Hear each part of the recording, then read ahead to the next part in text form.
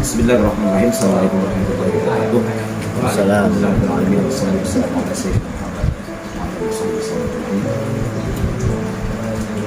Baca doa dulu, silakan diikuti.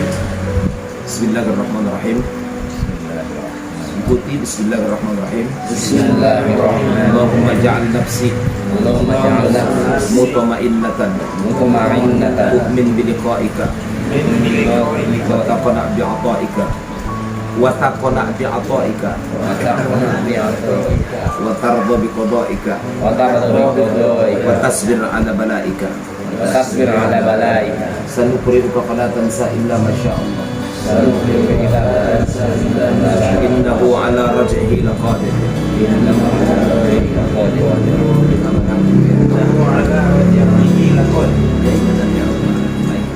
Lanjut. Bismillahirrahmanirrahim. Hadis 85. Idza hakama al-hakimu fajtahada fa asaba falahu ajran. Idza hakama fa akhta'a falahu ajrun wahid. Ketika seorang hakim menjatuhkan hukuman, apabila, ketika, tatkala, kalau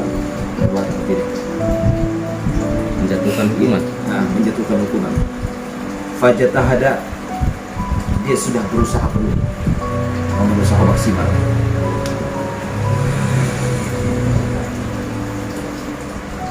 Fa asaba, benar keputusan dia sesuai dengan ilmunya Allah. Fa asaba, benar keputusan dia sesuai dengan ilmunya Allah.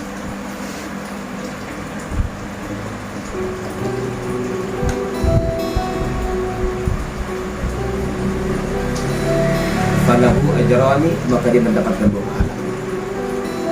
Falahu ajrani, maka dapat 2 pahala.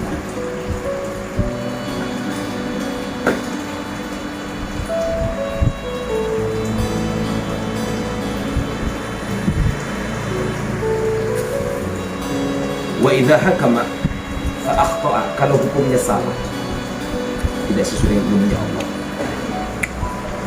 falahu ajrun wahid, maka dia mendapatkan 1 pahala. Falahu ajrun wahid, maka dia mendapatkan 1 pahala.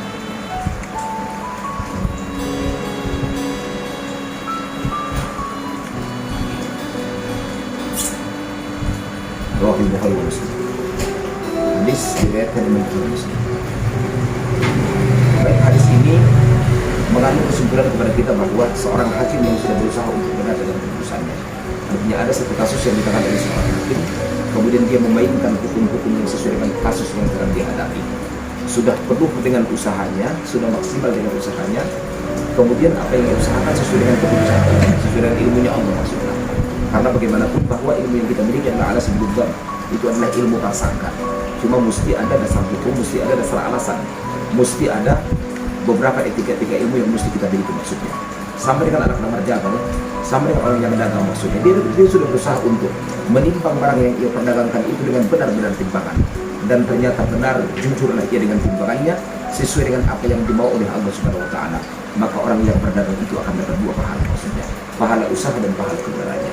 Tapi andaikan dia sudah berusaha, namun ternyata ada yang kurang 1 ons ataupun beberapa ons, padahal sudah maksimal usaha yang telah dilakukan, maka dia tetap dapat pahala, yaitu pahala yang telah diusahakan, kalaupun tidak mendapatkan pahala kebenaran.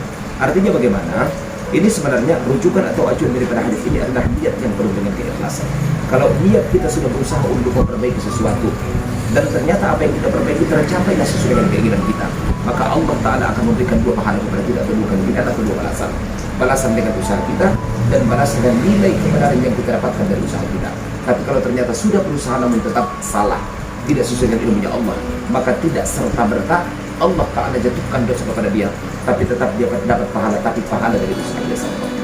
Makanya jelas wazina bil qistas mustaqim, artinya ada gambaran-gambar dalam Al-Quran seperti wailul lil mutaffifin, celaka bagi orang yang al-mutaffif, yaitu yang menimbang, yang tidak adil pada timbangannya maksudnya. Itu artinya punya unsur kesengajaan untuk mengurangi timbangan. Tapi kalau dia sudah sengaja berusaha maksimal untuk benar timbangannya sesuai dengan apa yang dituntut oleh Allah maksudnya, dan ternyata benarlah apa yang telah dia lakukan, maka dapat 2 pahala, pahala kebenaran dan pahala usaha yang telah dia lakukan. Tapi kalau ternyata tidak benar dengan apa yang dilakukan, maka mendapatkan 1 pahala, pahala usahanya saja, kalaupun tidak mendapatkan pahala kebenarannya. Makanya ijtihad para ulama-ulama tidak dibatalkan ijtihad yang lain. Sehingga lahirlah kaidah dalam kitab Qawaid atau Asbabun Nadhair, al-ijtihad la yunqad bil ijtihad. Ijtihadnya Imam Syafi'i tidak bisa dibatalkan ijtihadnya Imam Hambali. Kalaupun dalam satu kasus mereka berbeda dalam ijtihad maksudnya. Dalam satu kasus, contoh kasus wudu, dalam mazhab Syafi'i bersentuhan kulit laki-laki dengan perempuan yang ajnabi maka batallah wudu. Karena ketika beliau menafsirkan kalimat Al-Quran aw lamastumun nisa, itu bersentuhan dengan kulit maksudnya. Sementara dalam mazhab Maliki, bersentuhan kulit laki-laki dengan perempuan sebagai suami istri tidak batal wudu, karena mazhab Maliki menafsirkan aw lamastumun nisa itu adalah hubungan badan atau sentuhan pakai syahwat maksudnya. Sehingga mereka dibolehkan ketika dalam melaksanakan ibadah tawaf sambil berpegangan atau sambil saling menuntun, padahal mereka notabene bukanlah mahram. Secara mazhab Syafi'i batal wudu. Secara mazhab Syafi'i batallah wudu. Tapi secara qaul qadimnya Imam Syafi'i, berarti qaul qadim sebelum beliau pindah ke Mesir, ketika beliau masih ada di Baghdad, itu tidak membatalkan wudu kalau bersentuhan. Karena tafsir kalimat qaul lamastumun nisa ditafsirkan para mazhab Maliki itu mesti melakukan hubungan badan atau sentuhan dengan syahwat atau dengan keinginan, dengan hasrat hati. Satu kasus dua ijtihad yang berbeda. Syafi'i mengatakan batal wudu, Maliki mengatakan tidak batal wudu. Nah, oke. Kita nggak tahu apakah keputusan atau ijtihadnya Imam Syafi'i yang benar sesuai dengan ilmunya Allah, ataukah keputusan dari mazhab Maliki yang benar sesuai dengan ilmunya Allah. Itu nanti kepastiannya di hadapan Allah Ta'ala maksudnya. Dan ternyata kalau seumpamanya ternyata kebenaran itu jatuhnya pada fatwanya Imam Syafi'i atau ijtihadnya Imam Syafi'i, maka Imam Syafi'i dapat dua pahala. Pertama, pahala ijtihad karena sudah berusaha. Yang kedua, pahala kebenaran dari ijtihadnya. Tapi ternyata Hanafi umpamanya atau Maliki salah dalam ijtihadnya. Karena ternyata ilmunya Allah itu aula lamastumun nisa, itu bersentuhan kulit maksudnya, bukan melakukan hubungan badan. Berarti salah dong, tidak sesuai dengan ilmunya Allah. Tapi mazhab Maliki tetap mendapatkan pahala, tapi cuma satu, pahala daripada ijtihadnya. Makanya kalau kita mengacu kepada hadis ini, yang dimaksud dalam hal ini adalah niat yang tulus atau tujuan yang ikhlas. Kalau Anda sudah berusaha untuk melakukan sesuatu namun tidak goal atau tidak sesuai dengan keinginan, maka apa boleh buat itu akan tetap namanya seorang pemenang. Makanya antara Indonesia dan Thailand, kalaupun 4-0 kemudian 2-2 sudah berusaha maksimal, itu tetap adalah seorang pemenang, bukanlah seorang pecundang. Cuma dapat satu pahala dari usahanya untuk melakukan syuting menuju gawang daripada lawannya ataupun Thailandnya. Tapi Thailand yang sudah mendapatkan dua, mereka dapat dua. Pertama adalah mereka tentunya sudah maksimal, pastilah mereka dapat nama kemaksimalan dalam permainan mereka. Kemudian yang kedua, mereka juga dapat piala. Artinya itu hasil daripada ijtihad atau kesungguhan mereka maksudnya. Makanya yang mau berjuang tidak akan pernah menjadi seorang pecundang, tapi seorang pecundang adalah orang yang tahu kepada perjuangan, atau yang mundur ataupun yang tidak melangkah untuk berjuang atau kalah sebelum bertanding maksudnya. Kalau sudah berusaha meskipun kalah, itu tetap seorang pemenang, tapi kemenangan yang tertunda atau namanya kemenangan yang terlambat.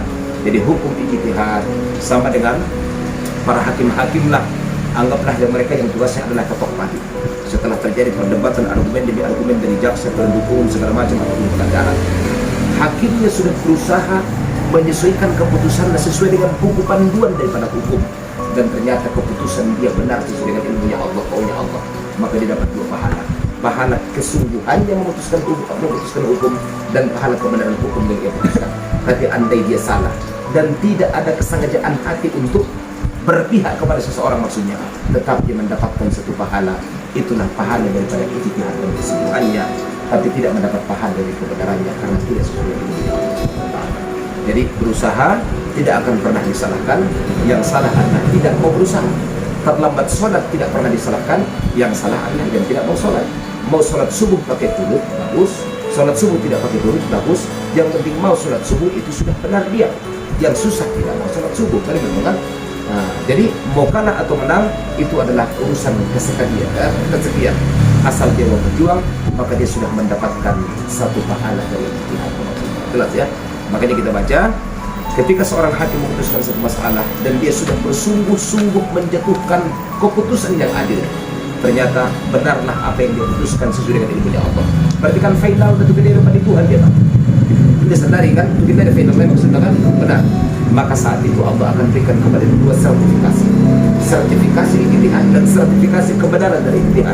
Tapi kalau ternyata salah apa yang telah dia hukumkan atau dia jatuhkan hukuman, maka mendapatkan satu pahala, itulah pahala dari ijtihadnya, tapi tidak mendapatkan pahala dari kebenarannya.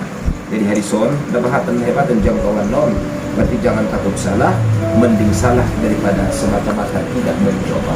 Karena yang salah pernah dia hampir menang atau hampir benar, coba karena kesalahannya tidak sesuai dengan kebenaran, makanya namanya adalah sebuah kesalahan. Yang susah adalah orang yang tidak mau mencoba untuk menjadi benar, sehingga salah pun tidak pernah dialami. Makanya hakim tidak akan ada dosanya kecuali dari awal dia sudah berniat untuk memihakkan hukum kepada seseorang yang dia anggap ataupun yang dia jadikan sebagai bahan nepotisme. Ini jelas ya. Ini soal rasa sangka tuh para hakim-hakim tersebut. Nah, kita nggak tahu apa yang ada. Kecuali untuk masalah undang-undang lain, berbeda-beda. 86. Idza khatamal 'abdul Qur'ana, ketika seorang hamba mengkhatamkan Al-Qur'an. Ketika seorang hamba mengkhatamkan Al-Qur'an. Ketika seorang hamba mengkhatamkan Al-Qur'an. Shalla alaihi inda khatmihi 60,000 malakin. Maka 60.000 malaikat akan mendoakannya pada saat khatamnya. Ketika seorang hamba mau khatamkan Al-Quran, maka 60.000 malaikat akan mendoakannya. Ketika seorang hamba mau khatamkan Al-Quran, maka 60.000 malaikat akan mendoakannya. Namanya sholat. Ketika seorang hamba mau khatamkan Al-Quran, maka 60.000 malaikat akan berselawat kepadanya. Baik. Solawat maknanya bahasanya adalah solawat. Dalam bahasan ilmu akidah, solawat itu ada 4. Solawat daripada Allah itu namanya adalah rahmat. Solawat daripada seorang hamba ataupun seorang hamba kepada Rasulullah itu artinya adalah namanya doa, gitu ya. Kemudian solawat daripada benda-benda yang padat seperti batu atau anggaplah seperti tumbuh-tumbuhan, itu adalah tasbih maksudnya. Berarti ketika malaikat bersolawat itu artinya meminta ampunkan doa itu. Kita ulangi. Salawat daripada Allah, ketika Allah bersalawat kepada Muhammad, kan dalam Al-Quran ada innallaha wa malaikatahu yusholluna 'alan nabi. Allah dan para malaikat mengucapkan salawat dan salam kepada Nabi. Baik, kalau Allah bersalawat kepada Nabi, itu artinya Allah turunkan rahmat kepada Nabi. Dan malaikat bersalawat kepada Nabi, itu artinya malaikat sedang beristighfar untuk Nabi, kan? Nah, bagaimana kalau malaikat itu bersalawat kepada orang yang mengkhatamkan Al-Quran? Maka sama dengan malaikat mengistighfarkan orang yang mengkhatamkan Al-Quran. Artinya bagaimana? Betapa agungnya orang-orang yang menjaga ataupun orang-orang yang merutinkan khatmul Quran atau khatam Al-Quran. Sampai 60.000 malaikat Allah Ta'ala akan memerintahkan supaya meminta ampunkan dosa-dosa dari si pelakunya. Kalaupun dosanya mengalahkan bintang di cakrawala, pasir di pantai, bahkan bukit di tengah lautan. Karena logikanya, kalau malaikat yang mendoakan kan kamar dosa lenjongan, maka pastikan insya Allah Allah Ta'ala kabulkan. Makanya ada satu Habib Mukhtar di negeri Yaman, bahwa dia sudah melakukan khatam Al-Quran di kuburnya yang sudah digali pada orangnya masih hidup, sebanyak 8.000 kali khatam Al-Quran itu. Dan bagaimana Imam Syafi'i? Imam Syafi'i dalam satu hari dia mengkhatamkan Al-Quran. Satu riwayat mengatakan dalam 2 hari khatmul Quran. Berarti minimalnya Imam Syafi'i dalam 1 bulan dia khatam Al-Quran di 12 kali. Anggota istighfar untuk dari Imam Muslim. Berarti 3 malaikat tidak mendoakan kala itu. Bisa kita hitung saja sekali khatam Al-Quran 60.000 malaikat. Berarti kalau 60.000 malaikat yang meminta ampunkan, insya Allah 60.000 dosa akan Allah Ta'ala rontokkan. Ini kan? Nah, kalau kita maksudnya dosa dan bahat meminta ampun jarang kan? Mau khatam Quran itu kan? Ada mau khatam dan kan? Pada penghulu lagi sudah berdoa doa. Idza khatama al-'abdul Quran shalla alaihi inda khatmi 60,000 malakin. Ketika Al-Quran dikhatamkan seorang hamba, maka 60.000 malaikat akan mendoakannya. Allahumma ta'ala min ya rabbal alamin. Amin. Lanjut 10 hadis bilangan. Surat tambahan bagi kita pada bagi setahun dulu. Hadis 87. Idza kharaja ahadukum ila safarin. Ketika kalian berangkat musafir. Ketika kalian berangkat musafir.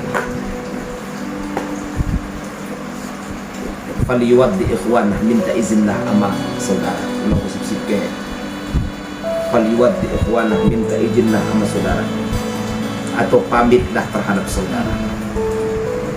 Ketika kalian berangkat musafir, maka pamitlah terhadap saudara.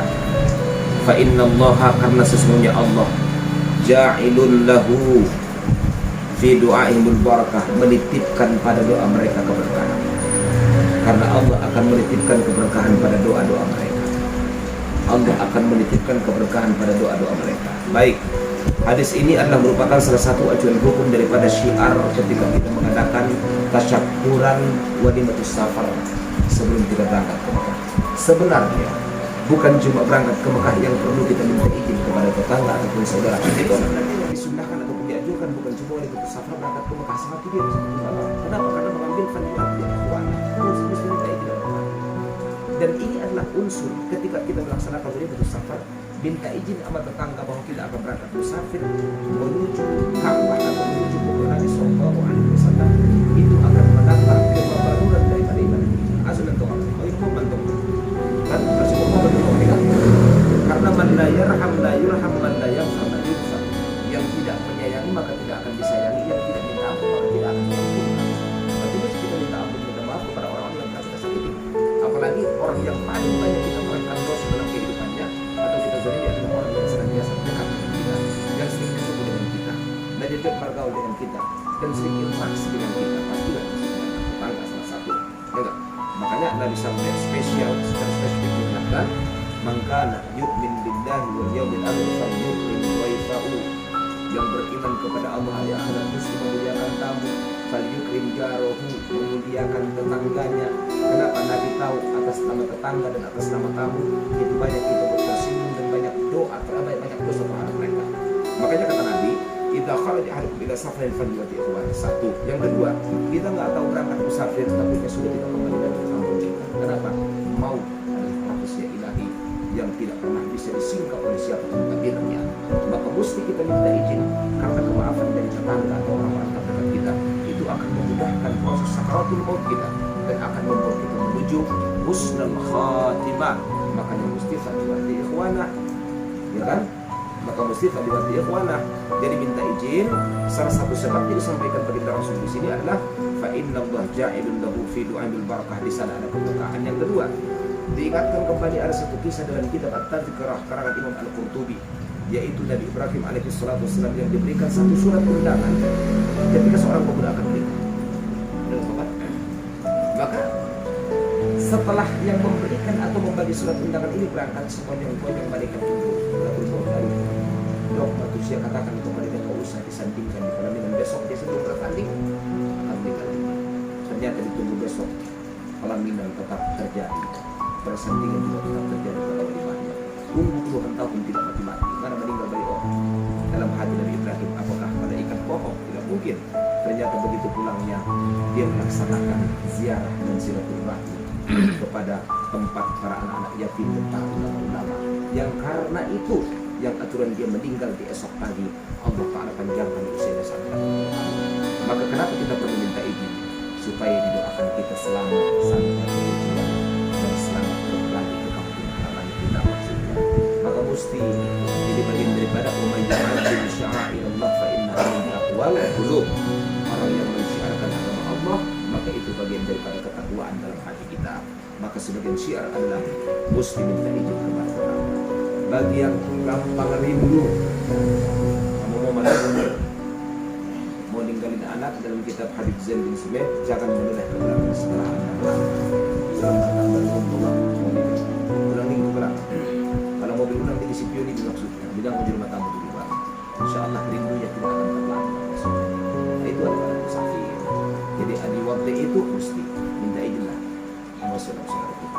Jangan berangkat diam-diam, tiba-tiba pulang-pulang. Kaya kan? Dia mesti berangkat pulang dengan izin. Insya Allah juga akan pulang dalam keadaan selamat. Itu adab daripada musafir yang dicontohkan yang dianjurkan bagi Rasulullah Sallallahu Alaihi Wasallam. Lanjut 88. Idza dakhala ahadukum ila al-qaumi fa'awsi' lahu falyajlis. Ketika kalian bergabung kepada satu komunitas, ketika kalian bergabung dengan satu komunitas, fa'usi' lahu falyajlis. Tempat pun disediakan, maka silakan duduk. Tempat pun disediakan, maka silakan duduk. Fa'usi' lahu, tempat disediakan, maka silakan duduk pada tempat itu. Fa inna ma hiya karamatun min Allah. Sebab itu pertanda kemuliaan dari Allah.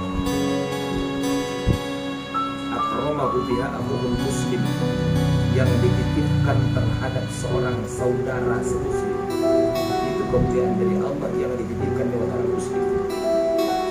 Fa in lam yuwassa' lahu, kalau enggak disediakan tempat atau kalau tidak diluaskan tempat duduk kan, falyanzur, tunggu, menunggu memaksa. Ausa'aha makanan, sampai pada saatnya diluaskan tempat itu. Falyajlis fihi, kalau sudah diluaskan atau disediakan maka silakan. Ulangi, bahasa Arab agak susah, saya rampingkan bahasanya. Ketika kalian masuk kepada satu kaum, ada tempat yang disediakan, silakan duduk. Oke. Kalau tidak ada tempat yang disediakan, jangan maksa, kan teman-teman.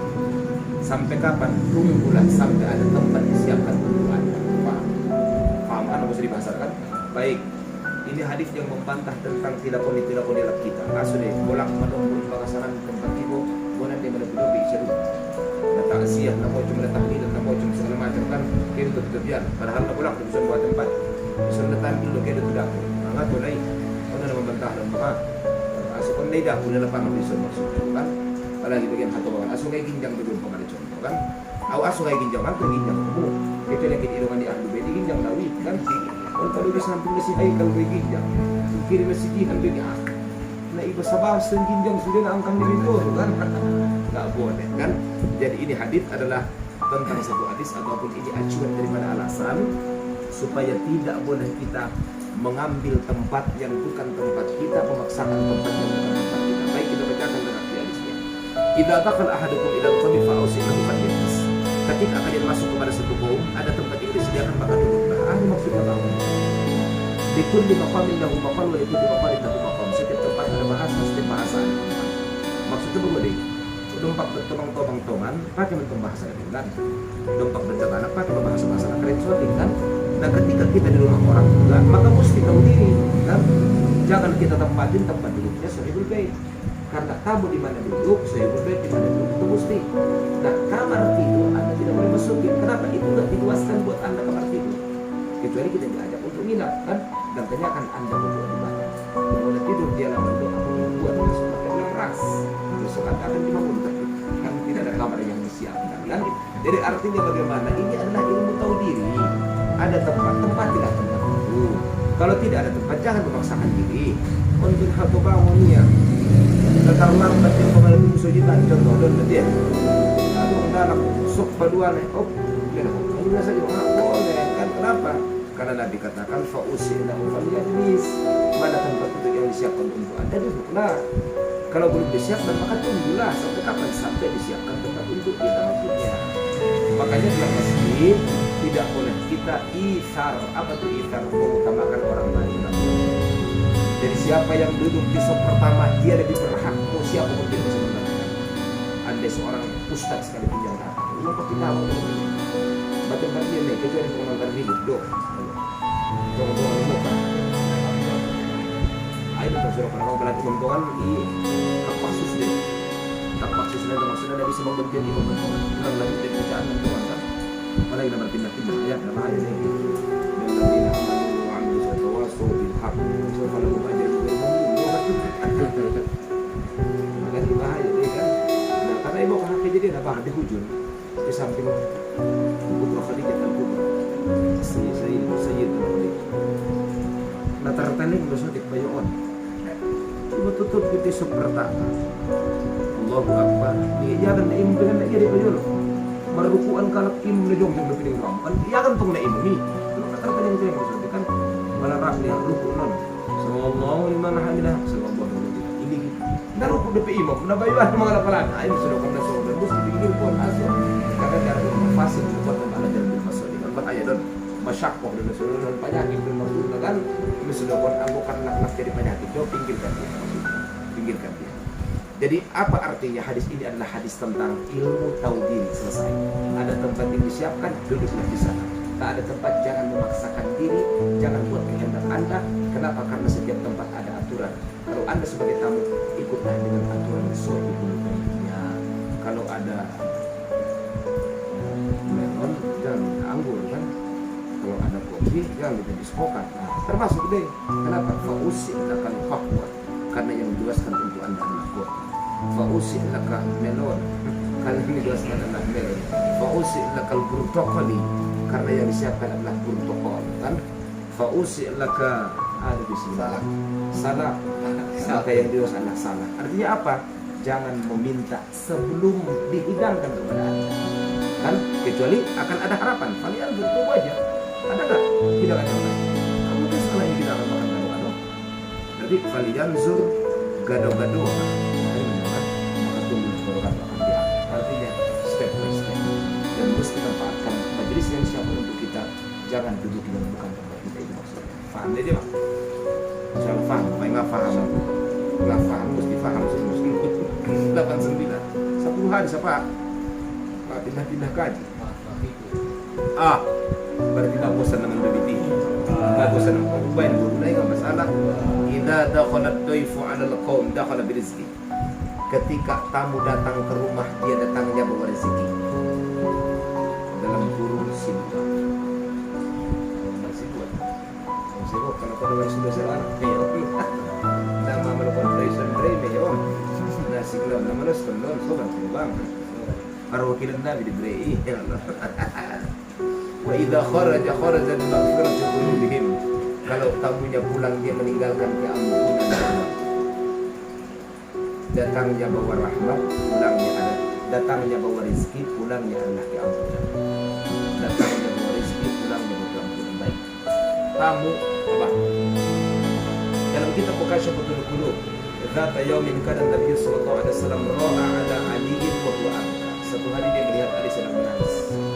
Kemudian Rasul bertanya, "Ma yubkika ya Ali? Apa yang membuat menangis wahai Ali?" Kemudian Sayyidina Ali, "Mundu sab'ata ayyamin ma ja'a dhaifun ila baiti." Semenjak seminggu ya Rasulullah, tak ada tamu yang datang ke rumah. Para sahabat menangis kalau ada tamu yang datang ke rumah. Anggota tangis, anggota tamu tahu. Kali bentukan azam, yang habis berencengan di kopi. Kali bentukan kopi nama naik. Kopi nama naik. Dorong nama masak dada. Tiraman bisa nama orang argana. Dorong nama gule, Arab dengan susah. Kali bentukan. Dorong nama jamban, lesiak nama orang arga. Tangis kita, bendor nama tamu. Itulah perbedaan antara kita dengan para sahabat Nabi Sallallahu Alaihi Wasallam. Karena mereka menangis adalah ketika tamu tidak ada yang datang. Kenapa? Karena datangnya tamu adalah bawa rezeki. Rezeki apa? Bukankah yang harusnya anda masak satu kakak atau satu tekong, satu liter, anda mesti masak 5 liter karena tamunya banyak. Itu berarti kan bertambah rezekinya. Kan? Kalau bertambah rezekinya, bukankah balasan dari Allah juga akan bertambah?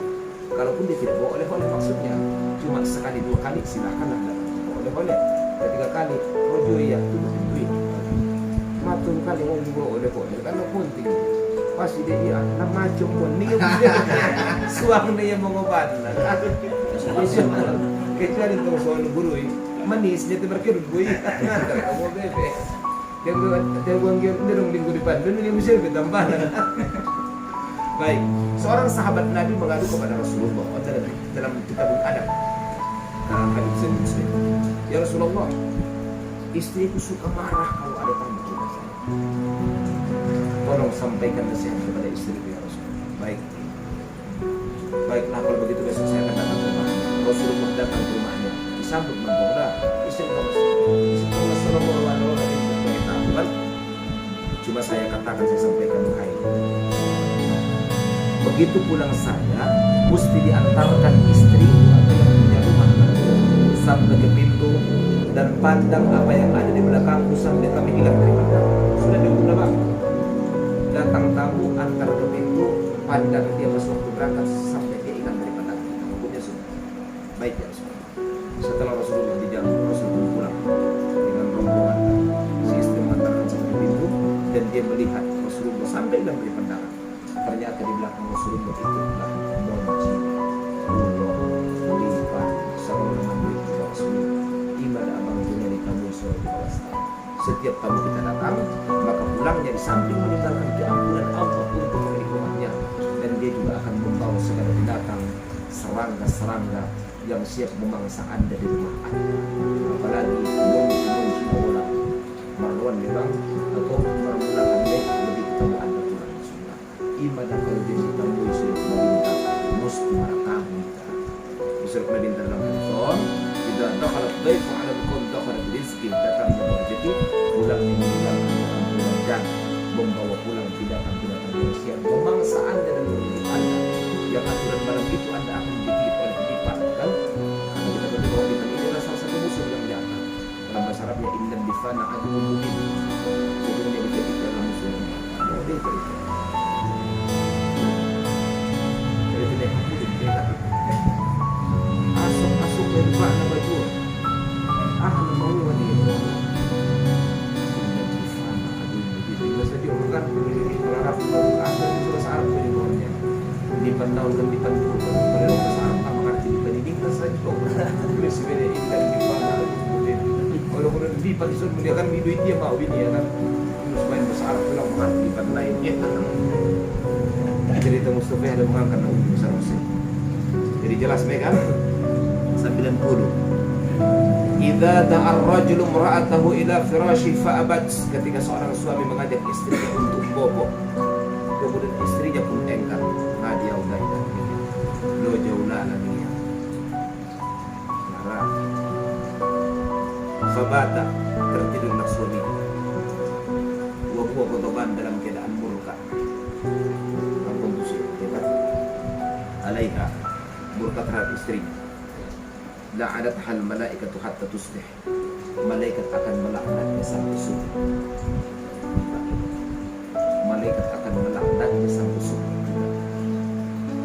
Melaknat berarti kalau bersalawat malaikat namanya adalah doa ataupun keampunan atau istighfar kepada manusianya. Kalau melaknat berarti malaikat akan meminta ampunan, malaikat akan bermohon kepada Allah supaya dosanya tidak diampuni. Betul.